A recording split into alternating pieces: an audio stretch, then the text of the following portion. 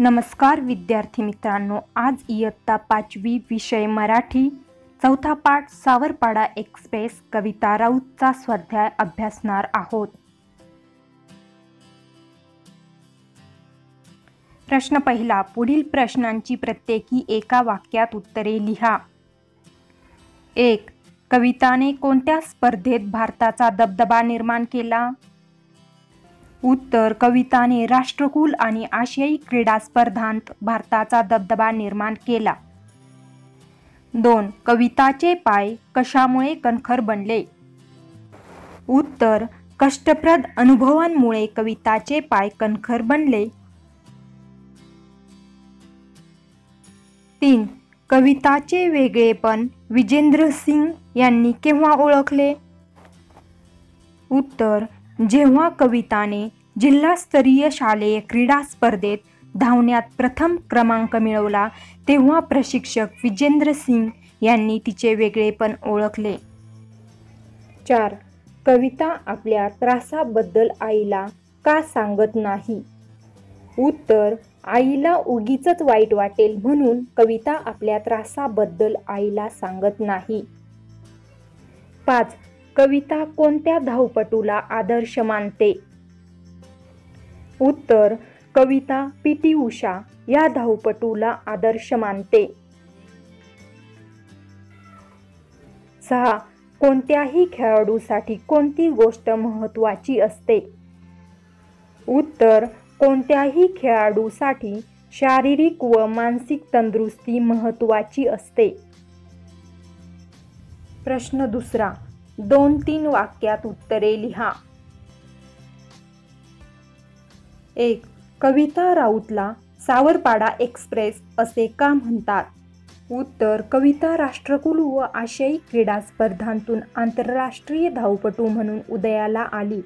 सावरपाडा सारख्या दुर्गम व कठीण भागातील एक मुलगी जलद धावणारी धावपटू म्हणून नावारूपाला आली, त्यामुळे तिला सावरपाडा एक्सप्रेस असे म्हणतात। 2. कविताला कशामुळे दिलासा मिळाला? उत्तर, चीनमधील गुआंगझाऊ येथे आशियाई क्रीडा स्पर्धा झाली, त्यावेळी 10,000 मीटर धावण्याच्या स्पर्धेत कविताचे सुवर्ण पदक एका सेकंदाने हुकले होते, त्यामुळे निराश झालेल्या कविताची आईने समजूत काढली, यामुळे कविताला दिलासा मिळाला। 3. कविता विजेंद्र सिंग यांच्या घरी का राहू लागली? उत्तर, आपल्या कारकिर्दीच्या सुरुवातीलाच कविताला नाशिक येथे धावण्याचा सराव व हर्सुल येथे शिक्षण अशी धावपळ करावी लागत होती। या ओढाताणीतून सुटका म्हणून विजेंद्र सिंग यांनी तिला 11वी साठी भोसले मिलिटरी कॉलेजमध्ये प्रवेश मिळवून दिला व आपल्या कुटुंबासोबत आपल्या मुलीप्रमाणे ठेवून तिचा येथे राहण्याचा प्रश्न देखील सोडवला। पुढील शिक्षण आणि धावण्याचा सराव यासाठी कविता प्रशिक्षक विजेंद्र सिंग यांच्या घरी राहू लागली। 4. हर्सुल सावरपाडा परिसराला कविताचा अभिमान का वाटतो? तर कविता ही आंतरराष्ट्रीय स्तरावरील धावपटू हर्सुल सावरपाडा परिसरात लहानाची मोठी झाली आहे। तिच्या यशामुळे हर्सुल सावरपाडा परिसराचे नाव सर्वत्र झाले। तिच्यामुळे या गावाला प्रसिद्धी मिळाली म्हणून हर्सुल सावरपाडा परिसराला कविताचा अभिमान वाटतो। 5. आपली लेक खूप मोठी झाली आहे असे सुमित्राबाईंना का वाटते? उत्तर, नवी दिल्लीतील राष्ट्रकुल स्पर्धा कविताने जिंकली। विजय झाल्यानंतर कविता आपल्या गावी येणार होती। हजारो जण तिचे कौतुक करण्यासाठी उपस्थित होते। आपल्या मुलीची कीर्ती, तिला सत्कारासाठी घेऊन जाण्यास आलेल्या आलिशान गाड्या, पत्रकारांचा गराडा हे सारे पाहून आपली लेक खूप मोठी झाली आहे असे सुमित्राबाईंना वाटते। 6. कविताचे आई वडील कविताच्या यशाचे श्रेय विजेंद्र सिंग यांना का देतात? उत्तर, नाशिक जिल्हास्तरीय शालेय स्पर्धेत कविताला धावण्यात प्रथम क्रमांक मिळाला। तिच्या पायांमधील दौड प्रशिक्षक विजेंद्र सिंग यांनी ओळखली। तिच्या शिक्षणाची व राहण्याची जबाबदारी विजेंद्र सिंग यांनी घेतली। तिला आंतरराष्ट्रीय धावपटू करण्यात विजेंद्र सिंग यांनी खूप प्रयत्न केले, म्हणून कविताच्या यशाचे श्रेय तिचे आई वडील विजेंद्र सिंग यांना देतात। प्रश्न 3 पुढील प्रमाणे प्रत्यय लावून नवीन शब्द लिहा. पण, वेगळेपण, लहानपण. दार, चमकदार, बहारदार. पुढील प्रत्यय आहे पणा. कमीपणा, शहाणपणा.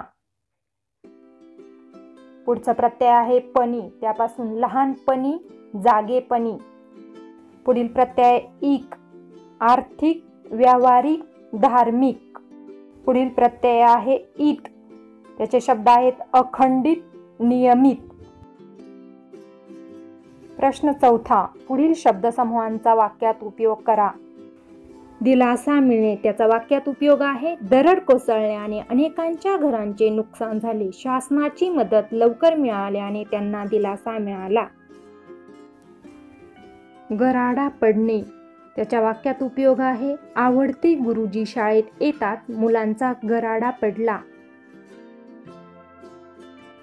पुढील वाक्प्रचार आहे कणखर बनणे, त्याचा वाक्यात उपयोग आहे रोजच्या शेतीच्या कामांमुळे शेतकऱ्याचे शरीर कणखर बनते. नात्यातली वीण गहिरी असणे, त्याचा वाक्यात उपयोग आहे आई आणि बाळाच्या नात्यातली वीण गहिरी असते. वणवण सहन करणे, त्याचा वाक्यात उपयोग आहे दुष्काळात अन्न पाण्यासाठी लोकांना दिवसभर वणवण सहन करावी लागते.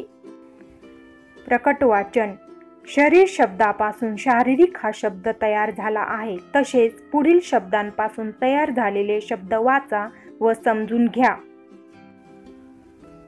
उद्योग, औद्योगिक, शिक्षण, शैक्षणिक, बुद्धी, बौद्धिक, संस्कृती, सांस्कृतिक, भूगोल, भौगोलिक, इतिहास, ऐतिहासिक, विज्ञान, वैज्ञानिक. पुढील सारणीत खेळांची जास्तीत जास्त नावे सांगा. बैठे खेळ आणि मैदानी खेळ. बैठे खेळांमध्ये आहेत कॅरम, पत्ते, बुद्धिबळ, सापशिडी, ल्युडो. तर मैदानी खेळांमध्ये आहे cricket, kabaddi, kho kho, football, hockey यांसारखे खेळ येतील. पुढील प्रश्न आहे समान अर्थाचे शब्द लिहा. माय, आई, लेख, मुलगी, गहिरे, खोल. क्रीडा म्हणजे खेळ, बळ, शक्ती, वडील, बाप यांसारखे समान अर्थाचे शब्द आहेत.